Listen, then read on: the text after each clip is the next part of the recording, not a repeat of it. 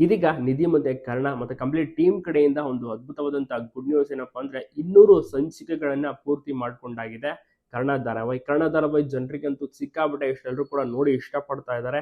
ತುಂಬಾ ಚೆನ್ನಾಗಿ ರೋಚಕ ಟ್ವಿಸ್ಟ್ ತಿರುವುಗಳು ಕೂಡ ಬರ್ತದೆ. ಜನರಂತೂ ತುಂಬಾನೇ ಇಷ್ಟಪಟ್ಟು ಪ್ರತಿ ದಿವಸ ಕೂಡ ಈ ಧಾರಾವಾಹಿನ ವೀಕ್ಷಣೆ ಮಾಡ್ತಾರೆ. ಭವ್ಯ, ಕಿರಣ್ ರಾಜ್ ಮತ್ತೆ ಪಾತ್ರಧಾರಿಗಳು ಎಲ್ಲರೂ ಕೂಡ, ಈಗ ಹೊಸ ಪಾತ್ರಧಾರಿ ಕೂಡ ಎಂಟ್ರಿ ಆಗಾಯ್ತು. ಅರ್ಜುನ್ ಪಾತ್ರ ಅಂತ ನೋಡಿರ್ತೀರಾ, ಅದು ಗಗನ್ ಅವರು ಮಾಡ್ತಾ ಇರೋದು.